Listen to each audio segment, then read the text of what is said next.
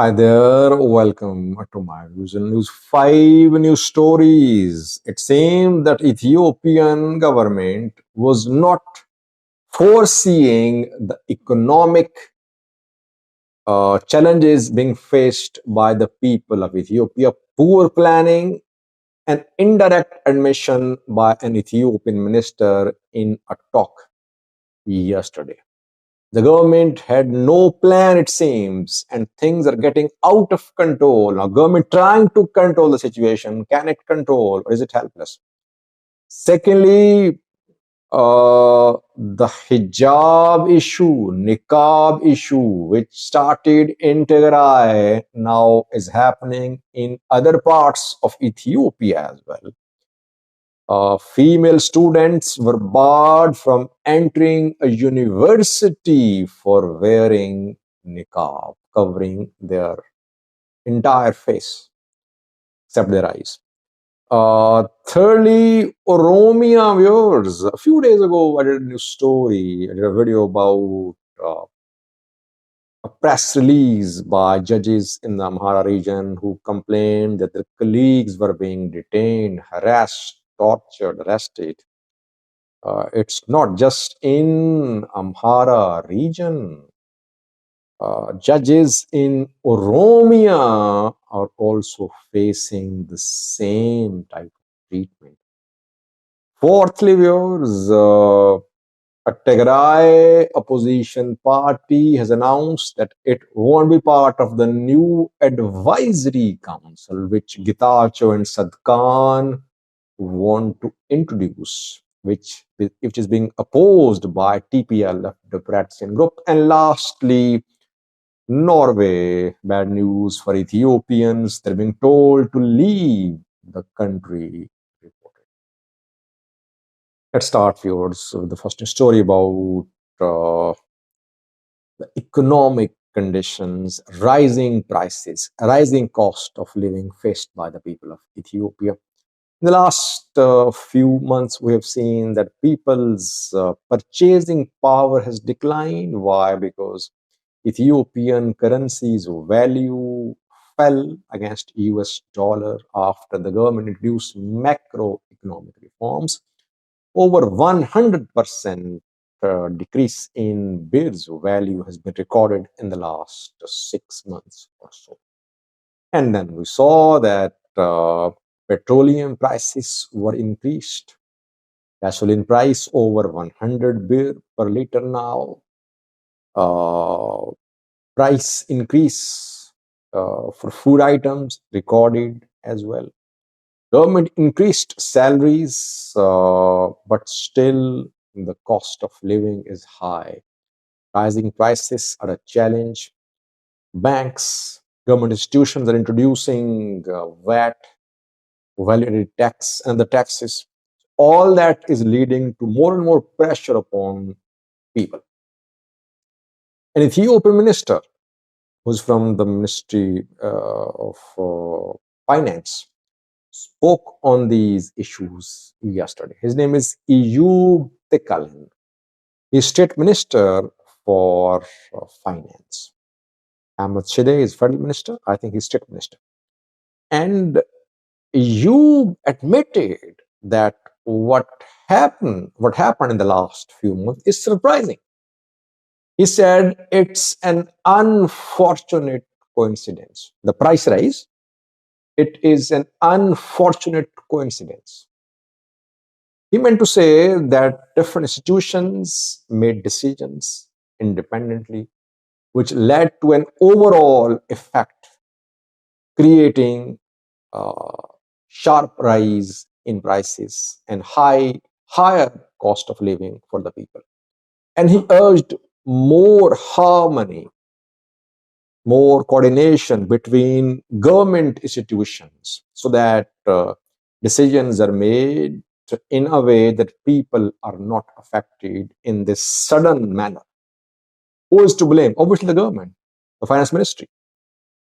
Finance ministry should have foreseen what will happen as a result of macroeconomic reforms. It did not. Now people suffering, and Ayub Takarin defending the government admitting that government is surprised because of the sudden price rise in the country. Watch a clip of you tackling. You can see for yourself that he is definitely confused. He is surprised and he does not know what to say. ራሳቸው ሪፎርም ማድረግ ሲጀምሩ ለሚሰጡ አገልግሎት ትክክለኛ ያልሆነ ዋጋ እያስከፈሉ እንደሆነ ስለሚያውቁ የማሻሻያ ስራ እየሰሩ ነው የነበረው እና አንዱ ለተቋም ሲጀምር ደግሞ ሌላውም ወደዛ እየገባ ሰፊ የማሻሻያ ስራ ይሰራል። ያ እንዳጋጣሚ ሆኖ አሁን ደግሞ አንዳንድ እንትላይ እንዳልሽው አዲስ ኤክሳይዝ ታክስ ማሻሻያው የቪኤቲ ማሻሻያው የመጣበት ጊዜ ላይ ሆነና ለሁሉም በአንዴ የመጣ መሰለ ሶ ኢስ አንፎርቹኔት እንጂ እንደ መንግስት ታስበው በሁሉም መንገድ በሚል አይደለም የሆነው ግጥምጥሞች ነው ሶ ያንን ሃርሞናይዝ ያደረጉ መሄድ ይጠይቃል። አንዳንዶቹ አገልግሎቶች ለምሳሌ ሰው የሚፈልጋቸው ቀልጠፍ ያለ ነገር በአንድ ቀን ፈልጋለሁ whatever it costs አምጣልኝ የሚሉ አሉ። እነዚህ አይነት ነገር የተለየ ዋጋ ማስከፈል የተለመደ ነው፣ ዓለም ላይ ያለ አሰራር ነው። ግን ቤዚክ ነገሮች ላይ ያለውን ነገር ጫና እንዳይፈጥር ማየት ይፈልጋል። እንዳጋጣሚ አንድ ላይ መጥቶ እንጂ ነው በሁሉ ማቅጣጫ ብሎ መንግስት እንደውም እንዴት አድርገን እንቀነስ በሚል በዚያ ስለነበር የነበረው ሰውን ሸክም እንዴት እንቀነስ። ስለዚህ እኮ ነው ደሞዝ 93 ቢሊዮን እናርግ፣ ሴፍቲ ኔት 60 ቢሊዮን እንደጉም፣ ነዳጅ 90 ቢሊዮን እንደጉም ብሎ መንግስት ያለው እኮ ሸክሙ እንዳይከ Secondly, viewers, hijab issue now is being witnessed not just in Tigray but in other parts of Ethiopia as well. In Tigray, we know that female students in Axom were not allowed to enter a school. 5 schools in Axom, issue ongoing for several weeks. Muslim students could not fill in forms to register for the 12th grade university entrance exam. Court involved there, to regional government involved as well. Muslims protested in Makale, issue still unsolved. Getachew met with Muslim leaders 2 days ago. He announced that issue will be solved soon. Now, not just in Tigray, but in other parts of Ethiopia, too, same issues are being faced by Muslim students. Dilla University for the last 5 days has been blocking the entry of female Muslim students. Videos are in circulation showing female students being stopped from entering the university. The Muslim students have their all bodies covered, their head, their faces covered, just their eyes visible. The university says that it's a security matter. That is why Muslim students wearing all the niqab cannot be allowed to enter the university. Issue ongoing for 5 days. And videos are in circulation showing Muslim female students stopped at the gate of the university and returned. Well, definitely it's difficult to ensure the identity of a person if he is fully covered. But these female students can be searched in cabins, separate cabins made for the female students where female security staff can be deployed. It's not difficult to identify the students. It can be done. But it seems that university does not want to make special arrangements for Muslim students to identify them. Students return from the university issue. Thirdly, viewers, Oromia region where judges are being kidnapped. No, judges are not being kidnapped in just Amhara. They're being kidnapped in Amhara. Everyone knows that because Judges Association in Amhara issued a statement a few days ago saying that several judges are in custody. Security forces kidnapped them or detained them. They were not produced at courts and their family is worried. Why? Because judges passed some decisions against the government in favor of the people in custody. Same is the thing which is happening in the Oromia region as well. The Oromia region Supreme Court, a judge was kidnapped by security forces, military, in Yaya Guale, which is in North Shore zone of the Oromia region. Jinenas Negose is the name of the judge. The judge was kidnapped from the courtroom and taken to a military camp. The judge is in detention reportedly.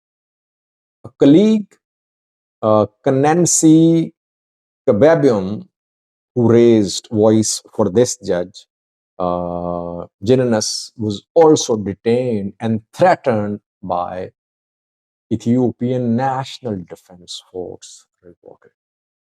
Oromia Regional Supreme Court has confirmed the detention of this judge, Jinenas, by Ethiopian security forces. If the judge has been kept at a military camp, it means Ethiopian National Defense Force is involved. Military security forces are above law in Ethiopia. They can kill people in broad daylight. Judiciary is supposed to have an oversight on the executive, on the security forces. But if judiciary is so helpless, it means that executive and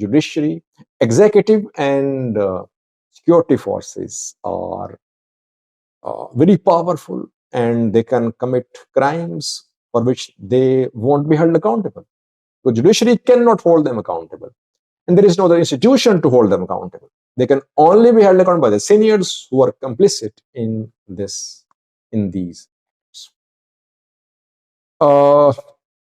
Fourthly, viewers, a Tigray opposition party has refused to be part of the new advisory council. Getachew and Sadkan want to establish an advisory council to work in place of Tigray regional assembly, which does not exist now because election held in Tigray in 2020 was declared null and void by the federal government. TPLF has been opposing the idea of establishment of advisory council because Tibetan fears that establishment of the council could lead to delay in the holding of the next election, and Getachew Sadkan will try to solidify their position in Tigray and delay the holding of the next election.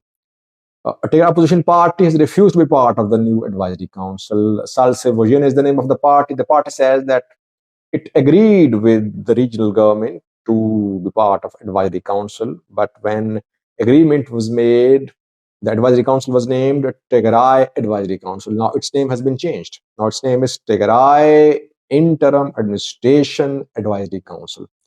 This name change happened without a consultation with Salse Vojene. Salse Vojene has withdrawn from being part of the new advisory council. Council has not been established. It is in the pipeline. Getachew and Sadkan working on it. TPLF Debretsion won't be part of it. Salse Vojene will be part of it. What will be the significance of this council if major parties boycott it? Getachew, in an address a few days ago, asked Tigray security forces, Tigray intellectuals, Tigray opposition parties, security forces, civil society to be part of the advisory council. Let's see what is going to be the future of this advisory council. Lastly, viewers, Norway is going to expel Ethiopians who could not get asylum status or some other recognized status in Norway. Local authorities have told informally living Ethiopians in Norway to leave. Reportedly, it is being reported by local sources. Not just Ethiopians, foreigners too. Norway and other European countries introduced some restrictions on Ethiopians who want to seek Schengen visa, EU country visa. Recently, Ethiopian government talked to Norway, other countries. The EU says that Ethiopia has not been showing interest in taking back its illegal migrants in Europe. Ethiopian government has been talking to the authorities in Europe. The visa restrictions are expected to be lifted, but Ethiopia, Eritrea, they're not interested in taking back their citizens from Europe. These citizens who somehow manage to reach Europe, they become a source of earning for the governments. They send remittances to their countries. And if once Ethiopia, Eritrea start taking back their citizens from European countries, then in future they'll have to continue doing that. So it means they'll lose a source of income. They talk to foreign governments, EU, European governments, but they don't take back their citizens in large numbers. They take back a few, but they don't show interest in taking back all their citizens living illegally in Europe. Bad news, it seems that Norway is going to pressurize the Ethiopian government to take back its citizens from its country. Thank you for watching.